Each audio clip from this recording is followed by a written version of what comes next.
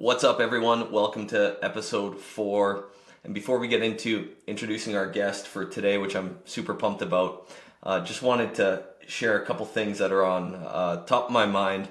And number one is the Medicine Hat Tigers. They're on an absolute heater this year, and I was fortunate enough on Family Day to go to a game. They kicked the crap out of Lethbridge, which is always good to see. But the crowd was awesome. They even had that upper deck open, and by far the biggest crowd. And it reminded me, and a lot of things remind me throughout weeks, but I'm proactively seeking for little messages for myself. But Tim Grover says this a lot of times through his socials. If you don't follow him, you should. But going to that Tigers game, seeing the attendance up, I just thought, gosh, winning takes care of everything. And it's so true. There's so much narrative out there about how inconvenient it is to go to a Tigers game because it's, quote, out of town when really it's not, and how bad the parking sucks. But if they're winning, look out. Everyone wants to go. Everyone wants to see McKenna and his line mates kick the crap out of teams. And it's very, very true. In my former career, I worked for the gentleman that owned the Everett Silvertips. And it was the same thing. They never missed the playoffs, and their attendance was so stable. One of the best ran organizations in the Western Hockey League, if not the best ran, and their attendance showed because they won. And I know that's tough to hear, but I always think of it in my own life, like winning, whatever that looks like to you, takes care of a lot of your issues. Heck, the Tigers, they could have built that stadium 20 miles out of town, and people would still be showing up right now because the product's good. So that's number one. Number two on my mind is introducing our next guest. I've known Sabrina Moore for a very long time. She's the owner of Kollektiv Cycle in Medicine Hat here. Kollektiv is a spin and yoga studio. They just expanded into their building upstairs to put a hot yoga studio in there. And I've been dabbling in spin workout classes for a long time. I think my wife first took me to one probably 5 or 6 years ago. And I wouldn't say I'm completely hooked, but I do really enjoy it. Me and my wife try to go once a week together, usually on Sundays. And hearing Sabrina's journey, again, it just reminds me that there is no like super easy journey or like, here it is in a box, this is how you build a business. Listening to Sabrina, she is like the perfect avatar for this podcast. She is an absolute grinder. She takes what's in front of her and tries to make the best out of it. She sees a gap in the marketplace. She goes after it. She's always trying to look out for what's best for her clients, her customers, and she's willing to throw it all out there and be super vulnerable about that. And I really appreciated our chat. Not only did we get into kind of the details of her business, but we also talked about owning a business in downtown Medicine Hat. And she is an absolute champion for downtown Medicine Hat and the entire city. She wanted to be downtown, and I wish more people took her attitude. And she is at the forefront of putting her foot down and fighting for small business owners in Medicine Hat here. Now, one of the parallels in a spin workout class, if you've never been to one of the parallels to life that I always think about when I'm in a spin class is you're essentially on a stationary bike and you're trying to keep up with your pedals to the beat of the music. And when you can get into that beat, get into that rhythm, it's a lot easier to get a good workout in instead of being clunky. Now, one of the things that you get to do on these stationary bikes is you get to adjust the tension up or down, meaning the more tension, the more friction, the harder it is to pedal. During these songs or during these workout classes, there are times when you need to go from a seated position to a standing position on the bike. And what's interesting is if you don't have enough tension on your bike or on your gears, if you will, it's very tough to stand up and pedal actually faster. You need the appropriate amount of tension to be able to support your weight, and so you can actually speed your legs up. So it's not like, hey, I want to go fast, let's get no tension on there. You have to find a happy medium of the right amount of tension, the right amount of friction for you to actually go faster. And I love going to spin classes because I'm like, I need friction here to go faster. And I think that's a great way to look at business and to look at life. It's like, no tension is not a good thing. It won't support you. You need some tension, you need some friction, you need some struggle in order to move faster. So I'm going to leave that with you. And I want you to really keep in mind when you listen to Sabrina how much she loves her business. She burned the boats on her prior career, which we get into, and she went all in. She does something every day that she loves, and she loves building a business and serving her customers. So without further ado, Kollektiv Cycle, Sabrina Moore. Hope you enjoy. All right, we're here with Sabrina Moore, the owner of Kollektiv Cycle and Medicine Hat. Sabrina, thanks so much for your time. I appreciate it. I know it's kind of midweek and you probably have better things to do, but I appreciate your time. No, it's all good. I'm happy to be here. I'm excited about this. Awesome. Well, Sabrina, I wanted, I kind of have a roadmap map in my mind here. We've known each other for a really long time, like kind of known each other way back in the golf course days. I want to take you back that far. And if you had to talk to yourself way back then, would you ever have imagined owning a business in Medicine Hat, nonetheless a spin studio? Or when did the spin or fitness kind of come into your life? I never envisioned that I would own my own business. I just thought that my, route in life was kind of predetermined. When I was graduating high school, I wanted to get into enforcement of some degree, but I knew I didn't want to be a police officer. So I kind of looked around, but then I took my degree. So I have a degree in criminal justice. And then I fell into injury prevention for almost 10 years. So that was with a nonprofit here in Medicine Hat. And then I decided it was time to do something a little different. So then I applied and was accepted to work at the Calgary Remand Center. So that's, wow. I moved like I was 30. So I was in Medicine Hat, homegrown, up until I was 30. And then I was there for a couple of years, and just family circumstances, I transferred back to Medicine Hat and was working at the Remand here. While I was living in Calgary, I really fell in love with spin. I mean, like, I've always been kind of a fitness sort of gal and played a lot of like organized sports and school sports. So I always kept on top of it, and I just enjoyed how I always felt after working out. And I went to my first spin class like kicking and screaming. I absolutely did not want to go. But I also was trying to like play it cool, because they come around, they're like, hey, have you been here before, or have you done spin? I'm like, oh yeah, totally. So you actually clip into the bikes, and it took me a while to figure out how to do that. And once I was clipped in, I'm like, well, now I'm really locked in. The first song came on, and I actually still use this song quite a bit because I absolutely love it now, but it was over 200 BPMs, which is really fast when you're on the bike. And I'm like, nope, I'm done. I'm over it. I'm leaving. But then go back to the clipping in part. I didn't know how to unclip. So I was stuck there for the entire 50 minutes, and I hated every second of it. I just kind of came from a space that I'm like, I'm just supposed to be good at everything. I'm athletic. Why can't I figure this out? And I had a really hard time. But once my pride kind of leveled itself out, I'm like, I love this. I absolutely fell in love with it. So then I started spinning while I was living in Calgary. Then you take me back to Medicine Hat. We didn't really have we didn't have any spin studios here. We had some other facilities that would offer spin, but it wasn't quite the same. Like, it's, your beat-based spin, I call it my Ezzies on a bike, right? So it's a nightclub atmosphere. We didn't have anything here, and I figured I was gonna put all my money on black and go for it. That's amazing. So there's a few things I want to dive in there specifically on. So how old were you when you moved back to Medicine Hat and like kind of had the idea to start your own spin studio? Well, that's a great question. I barely even know how old I am right now. So that was about 2015, 2016. So I'm 42 now. So whatever the math is on that, Nice. like, say what, mid-30s? Mid-30s. That's amazing. Like, we all have like seasons in life, and a lot of, at least I'm bad for this. I always feel like I'm behind, right? Like, I'm like, oh, I should be there. But then I hear stories like you, and it seems like from an outsider that you've just done this forever, but really you started this whole entrepreneurial journey in your mid-30s, which is crazy to me, right? For sure, I was late to the game. But I knew that I needed to make a change from the career that I was in. And, my parents have been insanely supportive, but I'm not going to lie and say that they're like, yes, do this. This is 100% a great idea. They're like, what are you doing? Like, you have a pension, you have like job security, like you're always going to have a job, like you make decent money doing it. And I'm like, yeah, but at the end of the day, I'm not happy doing it anymore. And it really came down to me missing so badly that atmosphere of the spin community in Calgary, and recognizing, like, looking around, being like, we don't have anything here.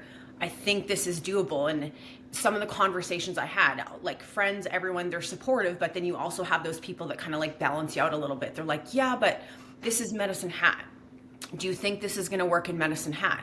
I'm like, yeah. So it was almost for like the naysayers or the doubters, that just gave me that much more like fire to try and prove people wrong. So sometimes stubbornness does work to your advantage, for sure. Bit of a chip on the shoulder, right? Never a Yeah. bad thing. Yeah.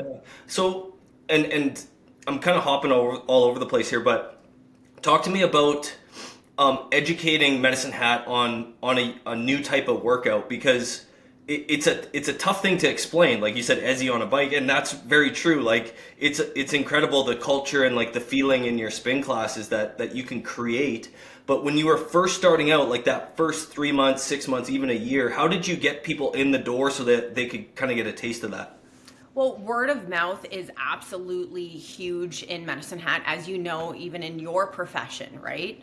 You have a good transaction or a good rapport with someone, and then they know a guy that knows a guy that needs to sell something, right? So word of mouth was huge. And then like social media, that was critical to kind of disseminate, okay, this is new, this is exciting, this is coming to Medicine Hat, and then create your page, share everything, and then you just need to get those people in the door the first couple times, and then they're going to talk about it, provided, hopefully they have a good experience doing it.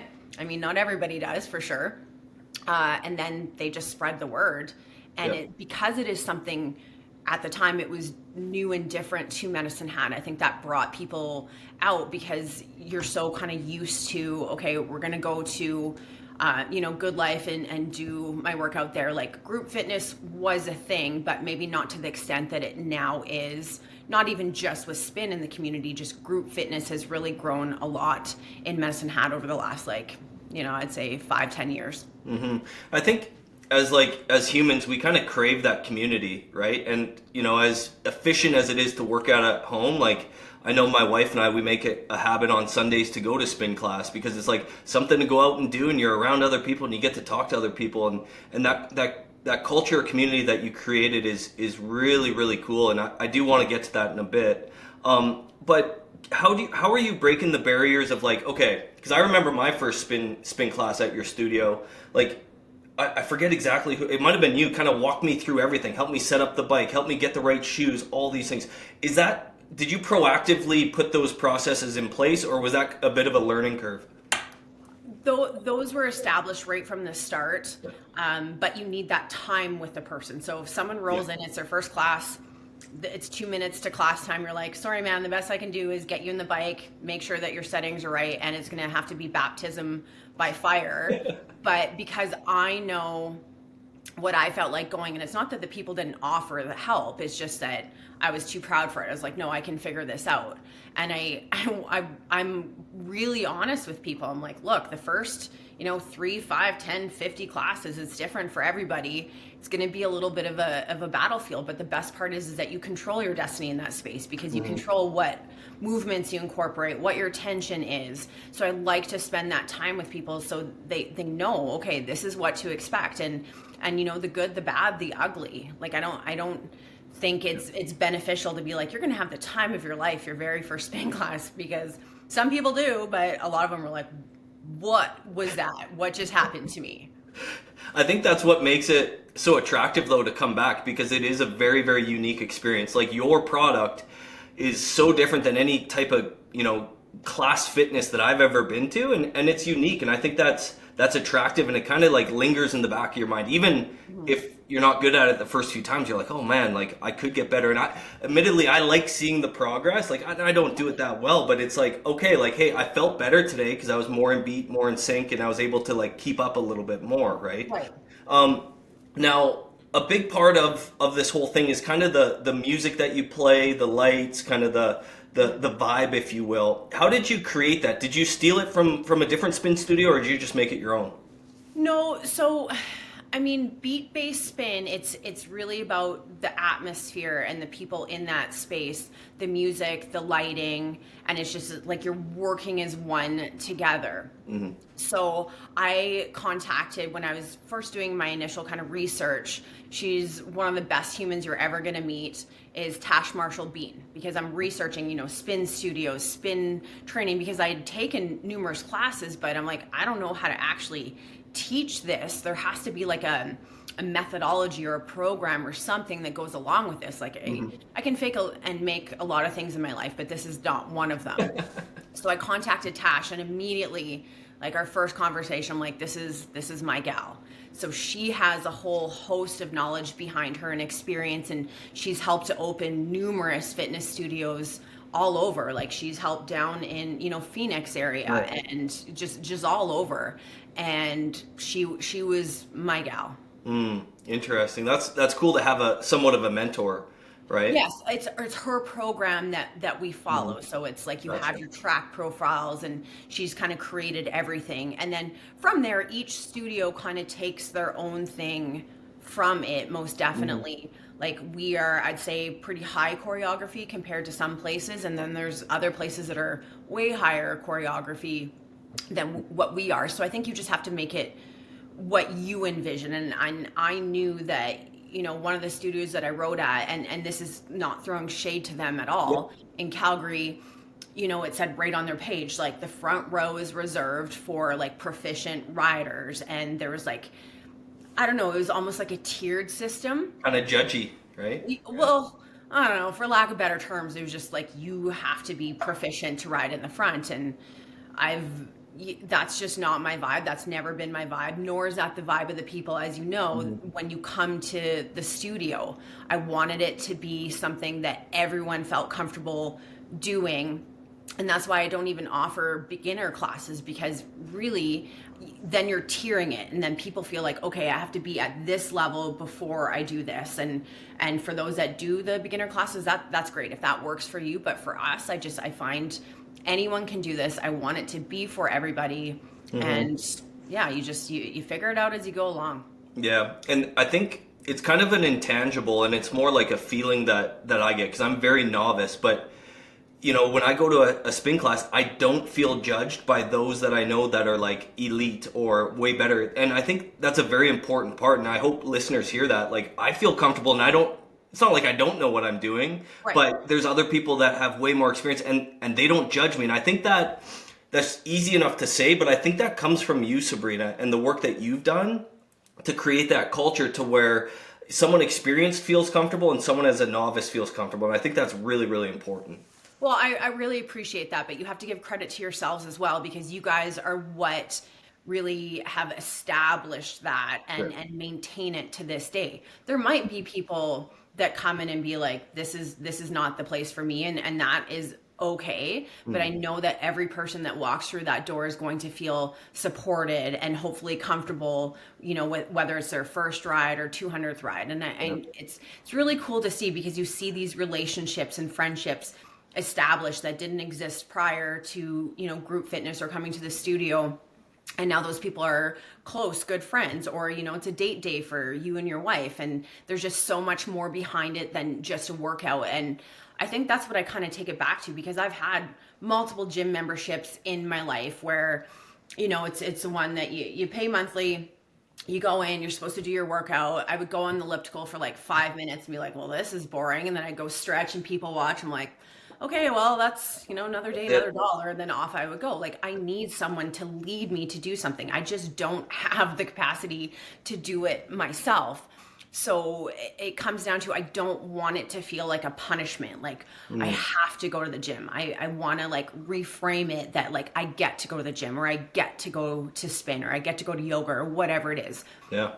I think movement is a privilege that not everyone is lucky enough to have. And the older I get, the more meaningful I find that statement, just knowing that it could be taken from you at any point. And I try and lead classes thinking like, this could be my last, who knows? And not to bring up the C word, the COVID word. Yeah. that's when it really resonated, when after 17 months we're like, we get to reopen, and there was just so many unknowns, and are we going to be able to crawl ourselves out of this hole? And yeah, so I digress. I want people Yeah. to have a good time there. It's a group atmosphere, and you guys maintain that culture. Might have been set to begin with just like what my vibe is, but you guys are the ones that maintain it. That's such a really cool story, Sabrina, and thanks for sharing that. I do want to get into the struggles of COVID a little bit and a few other things, but before we get too far on that, your transition from like, an avid spinner, you're the one going to the class, to the education side. Now you're the instructor. What was the biggest challenges for you making that shift?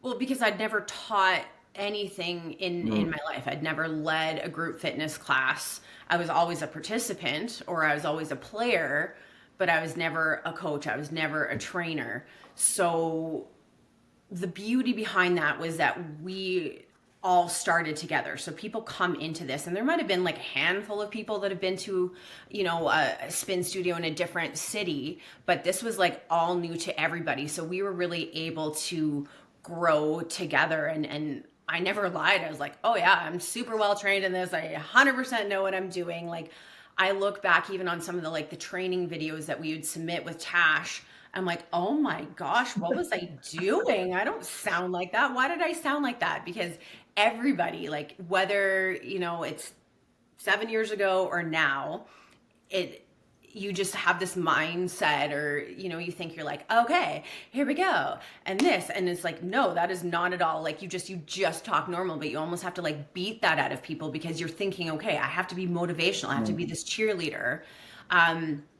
But when you have this vision, you have to be authentic to who you are as an instructor. And we all have different personalities, and we all have different music choices. And that's where, when you come to my class versus someone else's class, yes, you still have your program that you kind of follow, but they curate their own playlist and they curate their own choreography. So I think it's really unique, and you wouldn't want to have cookie cutters of everybody. But yeah, I had to learn as I went, and I found that I actually became stronger over COVID, because we had to do some virtual classes. So I go in and do some pre-recorded sessions, pre-recorded rides, and upload them. And it was really hard in the beginning, because you're in this space where you're used to 22 other people being there, and now you're there by yourself, and you have to literally fake it till you make it on this camera, and then upload it and try and give that energy when you're not getting it in the space. So that's interesting. Hey, it's almost like the absence of people, and the proximity is quite daunting, right? You would think hey, it's going to be more nerve-wracking if you're in front of 20 people doing it, but you're saying it was actually a learning curve to do it by yourself, which is interesting. Yeah, it changed a lot of us as instructors, because you had to learn how to draw energy from something. And then I think when everyone came back, everyone was just so excited. We get to be with people again. We get to do what we love again. And everyone was just excited to be there. But yeah, I wouldn't want to ever do that again. But I can say that there's, a lot of us became stronger for it. Yeah. Let's not close down everything again. Not doing it again. Yeah. I did by the rules last time. I ain't doing it again. Yeah, no doubt.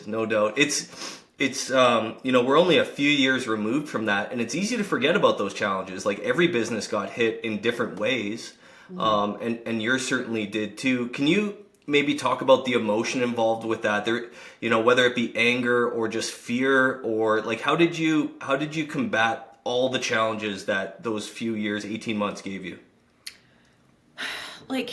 It essentially came out of nowhere. You got blindsided. It was you started to hear about something going across the world, and then all of a sudden it was okay, we're gonna wipe our surfaces extra, to 2 days later being no, you guys are closed. So I think I remember listening to Dr. Hinshaw, I think it was every Friday, and I can still hear that music playing in the background. I'm traumatized from it, and just waiting, because nobody ever knew what was going to happen. So you sit at home idle. And my concern, maybe stupidly, I'm like, I'll figure it out. Like I'll figure it out one way or the other. But I was worried about everybody else because I know how important, you know, exercise and movement is to a lot of people's like mental health. And then Yeah. you take away people's capacity to do that and you put them in their homes and by themselves. And we had to try and figure out a way, like how can we access people at home that are now not able to work out. So we did rent out our bikes, and that was like a drop in the bucket in terms of revenue because you see everything skyrocket. Like you go to Home Depot, everyone is doing home rental projects and everything tripled, Yeah. quadrupled, and then some. I'm like, I can't do that to people. A lot of people have lost their jobs. So I think I charged like $100 a month to have a spin bike at home. We did an online platform and just kind of did what we could. But there was one period of time, and I'm still mad about this. And I feel bad because it almost feels like a misappropriation of funds, but by no fault of my own. Community Futures Entrepreneur had this like really amazing grant to help these businesses going through what they were. So whether it be, you know, plexiglass or whatever their needs were. Sure. So as the government continued to kind of like shift what needed to be done and, you know, for lack of better terms, move the goalposts, we had to get these telescopic barriers. So you're literally entrapped in this little barrier and there was screens everywhere. And it was like $10,000 worth of these telescopic barriers. I'm like, okay, thank you, Community Futures and Entrepreneur. We can open up, get everything set up. And 2 weeks later, they shut us down and you're no longer able to use these telescopic barriers. So there goes like $10,000 just down the toilet. And then when we had to like upgrade our equipment and move to video on demand, you know, that was $4,000, $5,000, $6,000 that now came out of my pocket that would have been better suited for that grant. So it was awful. And I know a lot of people got hit hard, a lot of businesses. Fitness industry, I think, was one of the longest ones that Yep. it was 17 months that we were not able to generate revenue. And, you know, with the government, like, here's your, $60,000 and you can pay back 40,000 of it. Like, Yeah. thanks. But Yeah, drop in the bucket. And it's not like at the start it was like, hey, here's the playbook you have to play by. That playbook changed on a weekly basis, so that made it very difficult, I'd imagine, for you to be like, okay, let's invest in this, knowing that it's probably going to change in a week or two anyways, right? yeah. And it was such a polarizing topic, and I really tried to stay like Switzerland neutral on it because that's what I had to do. And I mean, of course I'm going to have my own beliefs, but I had to do what I had to do in order to, you know, stay open or reopen. And then that did create some issues with, you know, some people that were coming that, you know, you had to show your vaccination card. So then Yeah. they don't believe in the vaccination, then they can no longer come to your studio. And I even had an instructor, she was expecting at the time and she wasn't able to get the vaccine, right? Which totally understand. Yeah. So she could no longer teach there. And like, that was such an awful feeling to be like, you can come, you can come, you can come, but you can't come. And that I think was the worst part of it for me. Yes, the unknowns suck for sure, but to just kind of pick and choose who was able to come, but we had to follow the regulations, otherwise we couldn't open. Yeah, it's like you either, you know, conform or you can't do anything, right? Right. Yeah, wild times. And there's like, there's this term, I learned about this term when I was going through a program talking about addiction and alcohol specifically, but it's called the fading effect bias. And that's basically where like our brain is like, and it's a survival thing to forget those bad times just to move on. And I think like, I don't want to dwell in the past, but it's good to remember those times because like literally, like you said, like that, everything can be taken away. And it's so true with fitness. It's so true. So I think it's good to revisit those struggles once in a while. Just remind ourselves like, hey, we're on the right path now. So I want think to shift, go ahead. I think this is like kind of a silly story, but one of the most like liberating things, I had all this plastic rotting in my basement. I'm like, what am I ever going to do with this? So jump ahead to when renovations started happening upstairs. There was a lot of stuff that we had to get downstairs, and these are steep stairs. I'm like, how are we gonna do this? So my brainchild, I'm like, let's staple these very expensive pieces of plastic and turn it into a slide. And that's what some of that money went That to. is awesome. Stapling it. Work smarter, not harder, right? That's right. And it felt great when we were at the dump and just got to throw that, a couple pieces away. I'm like, I never want to see this again. Right. Ever. Well, that's a good segue, Sabrina, because I want to talk about the building itself, how you first identified that, what that looked like, and then obviously your expansion here fairly recently. But when you were first starting out, did you look at a bunch of spaces? Did you have your eye on that building? Can you walk me through kind of that journey? Honestly, I think I looked at one other place. Yeah, one or two other places. But that has almost been erased from my mind, because as soon as I walked into that place, I'm like, this is the one. I knew immediately, like, yes, there had to be renovations and you had to, design it to be suited for what you needed it for. But as soon as I walked in, I absolutely fell in love with it. And I was really adamant about having a business downtown. Mm-hmm. And I did get some, pushback from people. They're like, why are you going downtown? There's no parking. There's nothing going on down there. I'm like, the heart of any community is its downtown. It's the hub of any community, or it should be. And I want to be there. And not to mention, you do have almost like a built-in demographic with, say, your noon classes. You have people that are working downtown that want to break up their day. But yeah, I as soon as I walked in, I looked around and I knew that I wanted it to be mine. That's cool. Couple questions about that. Number one, what was it before? Was it vacant? No, well, it had a couple lives. So its longest life, so the Leopolds are wonderful humans. They owned it. So I believe it was 1961 is when Grandpa had bought the building, and it was City Bakery for many, many, many years. Gotcha. Then once, retirement came for everybody, then I believe it was Midtown Manhattan, which was like a martini bar in the early 2000s, which the Leopolds also managed. I believe it was a bagel shop. It was Runner's Soul. And then previous to me, it was Wake Up in Your Makeup.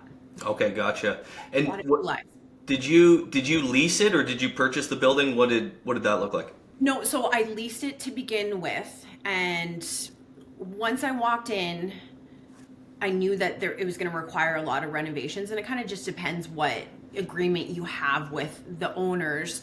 But I was willing to invest in that space. But then at the end of the day, I wanted to be able to own that space, because I always had it in mind, okay, yes, I want to have spin here, but I also had visions of doing hot yoga, because at the time, we didn't have any hot yoga in the community, but we did have other yoga, whereas we didn't have spin. So I knew that there was the upstairs where the costume shop had been since 1981. So I chatted with the owners. I said, look, I would love to be able to purchase this building, and I'm willing to invest in it, but then I want that option to purchase in my lease agreement. So then we did agree on that. And then once that time frame was up, then that's when I had the first right of refusal or the option to exercise it, which I ultimately did.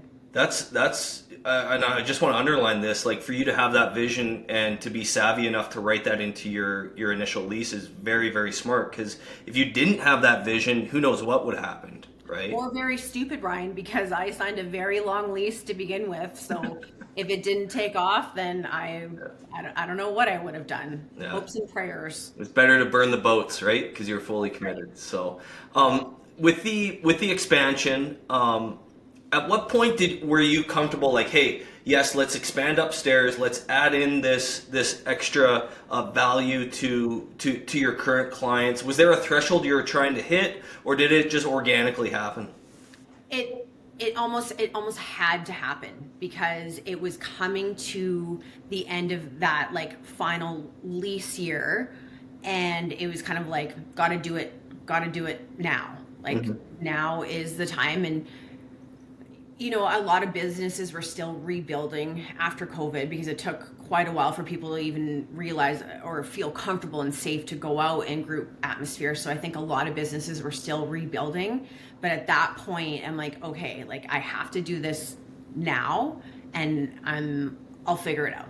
I will figure it out just like I did the first time. I'm going to figure it out a second time because I didn't want to lose that space. And I mean, like I said, the Leopolds have been wonderful. And I don't think there was any point that they would have been like, sorry, you didn't exercise it, you're out. Like, Yeah. you know, they've always wanted me to succeed. And that space is so like special to them to this day. And I try and honor that. And it's my parents have lived in the same crescent for 40 some odd years, and they live in the same crescent just on the street. So like we've kind of known each other. So you have a little bit of that history there. So I really did trust them with that process. And like I felt ready enough, and I've always been a person that sometimes I work best under pressure.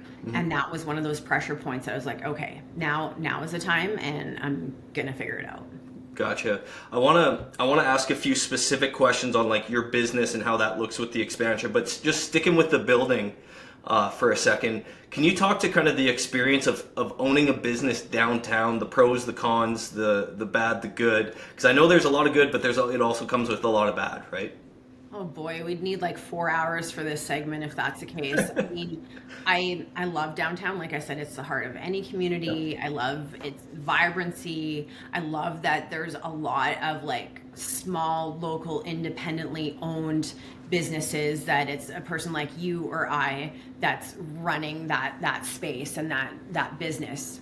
Whereas, you know, in some of the, you know, suburb areas, or as you work your way out, that's when you're seeing like more, you know, franchises and whatever. And nothing against that. It's just, it seems to be like the local people that are downtown. And I love that. And we all kind of work together. There, you know, someone might come out of a restaurant downtown and look across and be like, hey, what's that place? And see Kollektiv, and they end up coming there. Or alternatively, you know, someone's done a spin class, and I'm sure your wife and yourself have done it before. It's like, oh, let's go to Pool House or Station for a coffee after. Let's go to Local or Travois for a beer. Let's go to Casa Amigas for some lunch. Like, we all really work well together that way, and we all support each other that way. So I think that's just really cool that I don't know if you can get that in other areas of the town, because everything is walkable downtown. There's been lots of some issues recently, I'd say more so. I was so excited to be a part of the downtown revitalization, and I think we were really getting there, and you're seeing a lot of cool and unique businesses down there. But now you're starting to see businesses move from downtown. You're seeing businesses close their doors, want out of downtown, and there's various reasons behind that.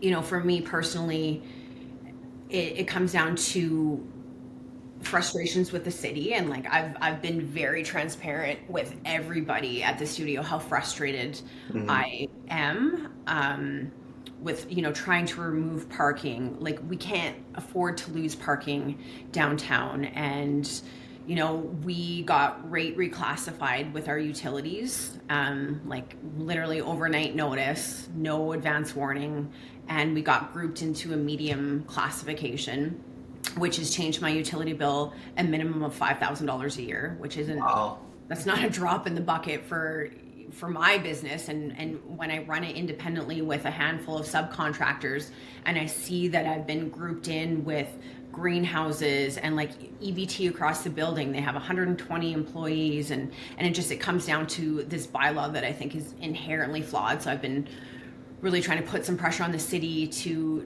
address that. And I think there might be a handful of businesses that fall within, you know, that we shouldn't be there. So that's unfortunate. I feel like every which way I turn around, there's more issues, and it's again a polarizing topic. But when you have like those struggling with addictions, or you know, homeless issues, or you know, residence insecurities, whatever, that is problematic as well. And I think a lot of people are fearful.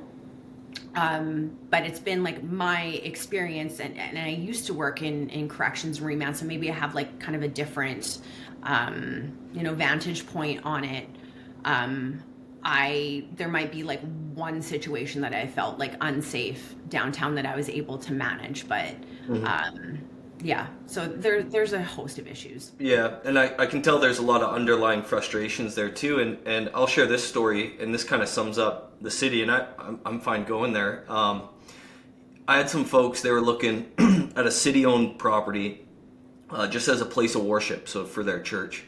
And every single time we had to engage the city for something, it was like their vibe, or they just put up hurdles, and it felt like, hey, how can we not make this happen? Instead of, hey, this is a really good use for this property. Here's some willing people wanting to go in there. It's close to downtown. How can we make this work?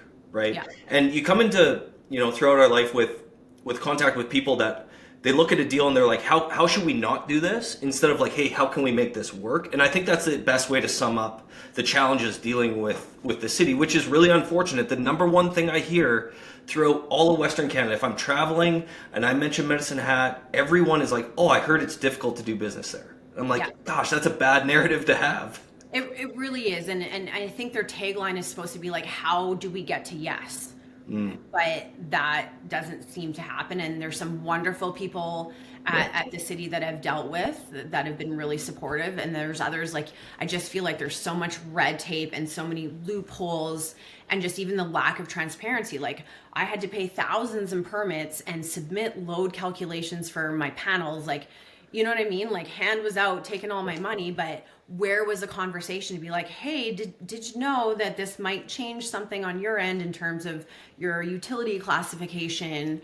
And I think things that should be like a smooth process with the amount of knowledge that they have at that city level, and the lot of like really experienced people working there that just get overlooked. And then it's like the little guys, in my opinion, like I said to them, I'm like, I'm the lowest hanging fruit, it feels like, and I'm being disproportionately penalized when I'm supporting your downtown. We're bringing, there's 100+ people coming downtown that might not otherwise come downtown on certain days, that now venture out, and every which way I turn around, I'm hitting another hurdle.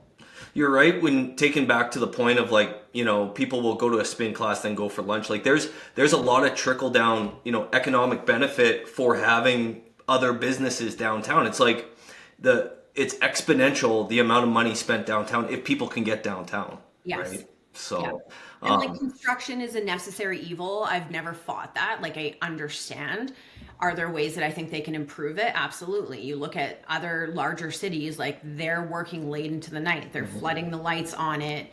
I think there's ways. We can't control the weather, but it's like these businesses just came out of, COVID, or they were able to open up a business after, once they thought, okay, all the dangers are now gone. But then, like, for us personally, it was 7 months that we were closed northbound. But then that wasn't even the worst of it. Like, 3rd Street was ripped up, and this street was ripped up. Everyone is ripped up.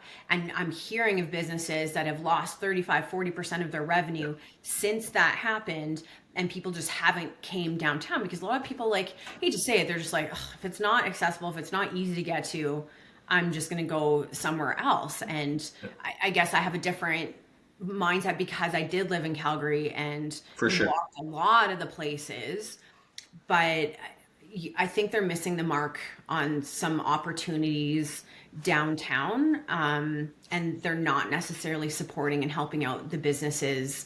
Like, they're just creating more barriers as opposed to removing them. Yeah, and if you want to get a pulse, or a quick, I would say, high level overview of how a city's doing, because I see this from buyers that move to Medicine Hat all the time. They don't want to go to the mall. They don't want to go to Walmart. They want to go downtown. Right. Yeah. And me as an agent helping people move into Medicine Hat, I'm like super biased with Medicine Hat. And sometimes I felt like, gosh, is downtown the best place to go? Like, there's a lot of friction there.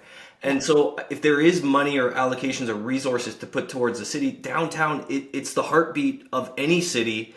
And I would love for that to slowly shift and get to where I think we all want it to be, but there's a lot of roadblocks.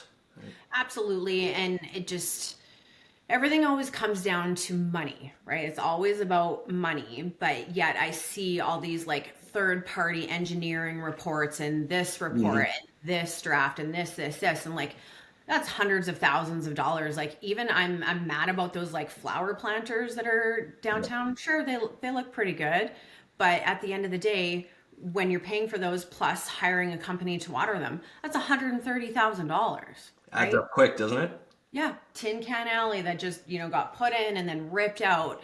So then to turn around and tell me like, ooh, money, money. It's like, well, let's maybe use the money that you do have a little bit more logically that benefits more people and help some of these businesses. Yeah. Like you should want to maintain your downtown community and business community and bring more people down there. But even out front of the studio, like I'll throw myself on the sword on this one. And I was very honest with those at the city level, and there's still, I think, some hard feelings on their end. But with that construction, they're trying to, for next year, 6th Ave is going to be ripped up, right, which is right where we are, which, yes, I'm panicking about, but, hoping for the best.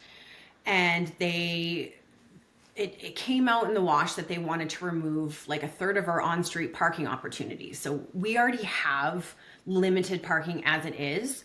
And with our 6 a.m. classes, like, unfortunately, we have lost some people coming downtown. It's that fear-based thinking, like, what's going to happen when it's dark. So I can't afford to lose parking and push people farther Away. Right? So they said, okay, it's a 2025 problem. We're going to look at other options. I presented an option to them. I said, I think we can actually increase parking. And if you remove this lane and turn that into parking, like I don't always come with just problems. Like Sure. I try to bring solutions as well. But I was told, yes, looking into it. So this was good 3-4 months ago. I came downstairs after teaching a class and I noticed that 2 parking stalls were now painted over, like completely blocked off. Something flicked in my head. The switch flicked over and enough was enough. So I went and I got a bucket of water, hot water, still wet paint, and I went out there and I scrubbed off the paint. Scrubbed it off right in broad daylight. I'm trying to kick the hornet's nest and bring awareness to this. Like, this is not okay. So I felt bad. Like, the guy that painted it comes over. He's like, what are you doing? I was like, look, like, here's kind of the deal. And he just kind of looked at me and I'm like, call whoever you need to, but I'm going to continue doing this. So he walked away. Then nothing was said. And I was honest. Like, I told them, I said, this is what I've done, certain people on the project, this is what I'm doing. You guys can't just move the goalposts again. Yeah. You can't do this. There was no consultation. There was no, even they have to give construction notices. You can't take away a third of my parking without recourse, right? So then a week later, a lady messaged me. She's like, you're really going to be mad, but they're painting the lines again. I was like, I'll get there as soon as I can. So I go down there. This time it was harder to take off, over 2 hours this time, with my hot bucket of water, poured it all, scraped it all off again. And another employee is like, what are you doing? So I have the conversation and he's like, I honestly feel bad for you right now. Like, I was just doing what I was, told to do. Yeah. Then the conversation was had at like a high city level. And it's not that I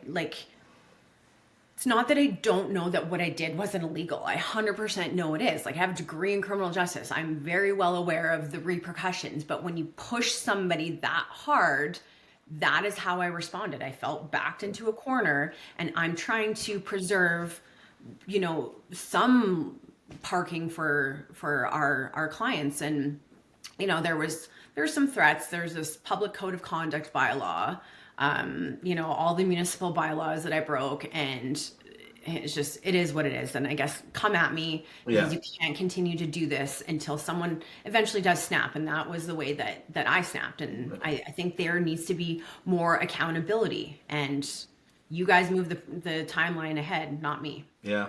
Well, I acknowledge you for sharing that. I know that friction there isn't the easiest place to kind of sit in and talk about, but I think it's important for people to know, because I didn't know a lot of that stuff that you just shared over the last 10 minutes. So, I hope people not only hear that, but also maybe it's the thing that makes them go to a local coffee shop instead of, elsewhere, or to try their first spin class. Right. Right. I appreciate you sharing that. Now, I want to talk about, because whenever I go into a place or go into a business, like, I see things and I'm like, oh, I'm really curious how that works. So I have a few random questions here. You can pass on them if you don't. But just kind of from a business level, if we dive deep kind of into the weeds a little bit.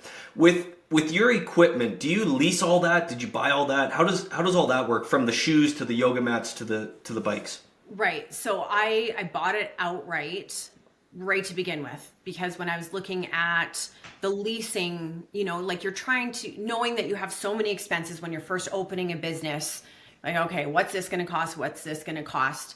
And to look at the lease rate, I think it was like, I don't know, 12%, 13%. And I'm like, I'm going to pay for this equipment 5 times over. Mhm. So I'm going to find a way to pay for it. So I did buy it outright.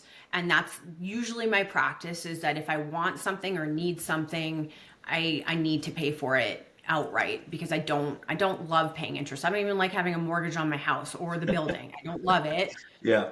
Especially my mortgage rate at the building is like, I think 8%. But Commercial rates are crazy still, right? oh, Yeah. it's the worst. It's the absolute worst. But yeah, I make it a rule that I'm going to buy it outright, unless maybe if there was a lower percentage, back in Sure. the day when it was like 0% financing for X amount of years, but that really doesn't exist. So Gotcha.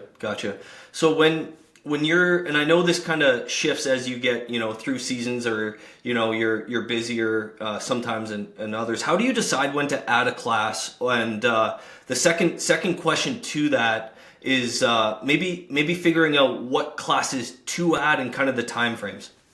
right, that's a great question, and I'll be honest. Sometimes it's like throwing spaghetti at a wall to see what Yeah. sticks, what doesn't stick. Your baseline. So, okay, your fitness specific times are going to be, early mornings, kind of that mid morning, 9:30, your afternoon, like the lunch crowd, and then your after work crowd. And then now more recently, like since we opened up yoga upstairs, some of those like later evening classes. And in opening upstairs, I wanted a hot yoga studio, like the hot 26. So you're, 38 to 40 degrees Celsius, you're 40 to 60 relative humidity. So you're looking at, okay, what are the most logical times to do this? Well, you need an hour to do it. So you're not going to do it over the lunch crowd when everyone has to go back to work anyways, right? Right. So Good point. yeah, you have to kind of pick and choose that way, and then also to find like what works and what doesn't. And there's lots of things that I've trialed. I'm like, yeah, that didn't really work, or that time slot doesn't work. Or you come to know certain days, like I call them Wild Wednesdays. Sometimes there's like so much movement throughout that day, and it's a waitlisted day, and then by the end of it, it's that middle of the week slump. Then it's nowhere near filled to capacity, right? So you just and I guess for us is using both of the spaces as best as we can, and offering something that maybe is unique that you can't get somewhere else, or you can't do somewhere else. So you really have to kind of separate yourself that way. There's a lot of great fitness facilities in Medicine Hat, and a lot of people say, yeah, go check them out. I want people to do lots of different things and support local, but you don't want to offer the exact same thing that someone can get somewhere else. So it's, how do you separate yourself from everybody else, or offer something that's unique and different? So it's trial and error, I'll be honest. Yeah. There's no method to the madness with that, right? It's like figure out what works by doing it the hard way. And what I noticed doing the spin and recovery class Sunday mornings is that when we get done spin, we go upstairs for the stretch, the yoga part. But then you got people backfilling into another spin class. And when I heard kind of that happening, I'm like, oh, Sabrina's got to be happy, because now there's like a churn. You can have more than one thing going on at a time, which is really cool. Did you fall into that by accident, or was that a part of the plan? Well, it's part of the plan. Like, you don't want them to like run into each other, that, Yeah. the downstairs is impacting the upstairs. But if you can run them as tight as you can, then that's what you're going to do, because you have that small window of opportunity, especially on weekends. Most people want to get it done or be done, whatever they're doing, by noon. So knowing that the one class is, 75 minutes, the other one is 50, and then we just like rotate them to offset the time. So it's not always the same. So for your spin and recoveries, one week it's at 9:30, the next week it's at 10:45. So just to give people those options, and knowing that you have that small window. But then that adds a whole nother layer, because then I have to figure out, okay, when do I need to turn on these panels? And it's all these different things that I never thought of. I'm like, how hard is it? You put up some panels and a humidifier and call it good. But Yeah. depending on the weather outside, and then now with like this whole utility battle, because I'm trying to remain under this like 25 kVA, which is crazy, and I'm still trying to figure out how to do that. But I know that I need to turn the panels on at this time in order to have it heated to this time. And yeah, there's a lot of brain power that goes into it that Yeah.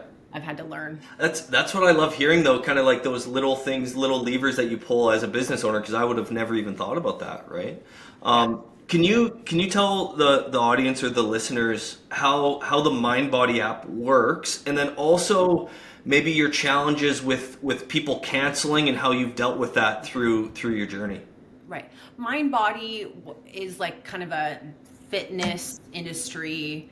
Actually, not just fitness. It's like beauty. There's lots of them, but it's you'll find a lot of businesses using it. Plus side, you can use it at any time. We have a lot of shift workers, right? There's nurses working at 3 o'clock in the morning. They're like, oh, I'm going to book a yoga class or a spin class or whatever it is. So you have that capacity to put yourself into a class, or alternatively take yourself out of a class whenever. Because to have someone sit at a phone and take all these reservations or cancellations or whatever it is, like I'll see a wait list cycle through 15 people. I can't imagine trying to fill that. That's just one class. It's impossible based on your studio hours. So it's really slick that way. It's more expensive than I think I'd like it to be, but you have to pay the piper. So I know for us, that's what's going to work. We have our cancellation windows set just, to be mindful of other people. And, like if you have someone late cancel a 6 a.m. at 2 o'clock in the morning, you don't want to like wake up at 5:30 in the morning and be like, oh great, I got put in a spin class. So we're just trying to like make it fair for everybody. But I'm also human. I understand that things come up. So usually if something comes up, just take yourself out of the class, message me, and I can always deal with it after.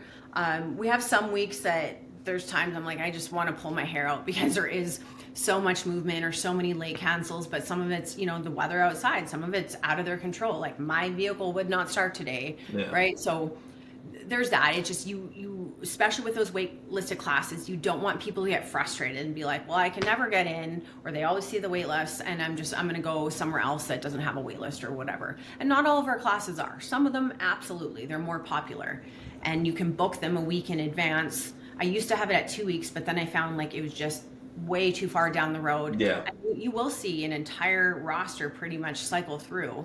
But that's why MindBody is great, because it kind of does all that work for you.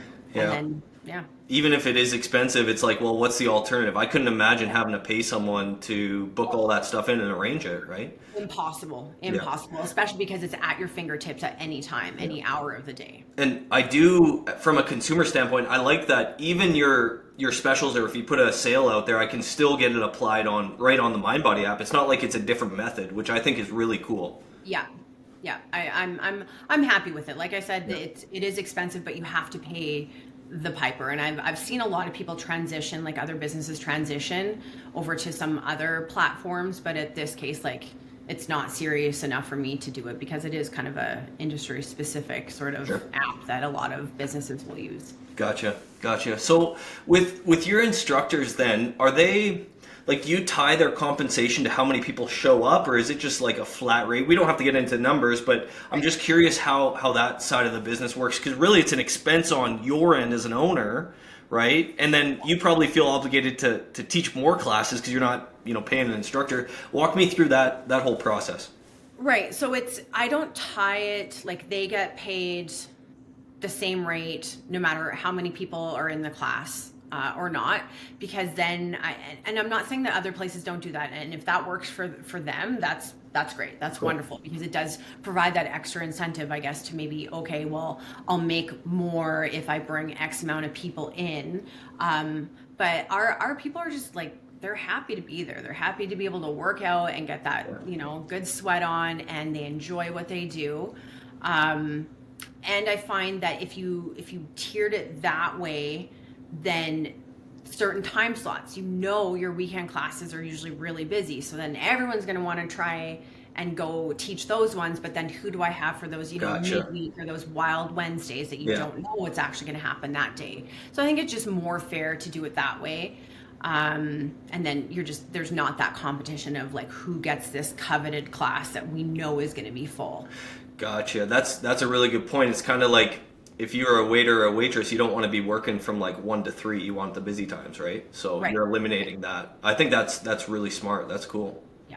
And it's based on people's availability. Like for you, you know, okay, you're busy, but your Sundays, that's usually kind of like your time. So it's kind of no different for our motivators and instructors as well. Like they have families and they have careers, they have all these things. So it's just what they're able to work. Sometimes it's not a matter of like what class they want to teach. It's like, this is my availability. I can give you 3 classes. Here's the 3 classes. So it's, you know, yeah. That's really cool. That's good. I see. I like getting into the weeds there because I'm like, yeah, there's a lot of things that I didn't even think of considering. So thank you, Sabrina. And I know we're bumping up on an hour here. I just wanted to acknowledge you for not only being able to put yourself out there, but also being a cheerleader for Medicine Hat and for downtown Medicine Hat specifically. I think that's really important, and I appreciate how vulnerable you've been. Kind of opened the door, give us the behind the scenes look. So thank you for your time. And if there's anyone out there that is thinking of doing a spin class for the first time, what would you tell them to get them through the door? You know, like I don't want to goad people into going. I want them to come because they want to be there. And for me, it's the community and it's the atmosphere that I think really sells itself. And that's kind of the same as upstairs. Like we are not your traditional kind of like yoga studio upstairs. We just have kind of a different vibe. It's a relaxed atmosphere. So I think that's kind of our selling feature is, yes, are you going to work hard? Absolutely. But it's just in a really cool environment with some really awesome people. Yeah, and I can attest to that. And the dopamine hit from a spin class is quite special. So I'd encourage everyone just to try. Yoga yet? Not hot yoga. I do the recovery class, which is I feel like a rusty lawn chair trying to get stretched out sometimes. Oh, that's my joke. I'm like, why do I sound like a glow stick right now when you snap? And we're like, that's not good. Next on the docket, you got to try the hot one. Okay, I will. And I think too, and I didn't talk to you about this, but we should try to figure out like doing like a date night spin class or something. I think that'd be cool. Because I know a lot of seeing some of my buddies in a spin bike would be comical, but I think they would like it. So yeah, I love that idea. Okay, We'll chat about it. Thanks for your time, Sabrina. Thank you very much. Appreciate you. We'll see Have you. a good one.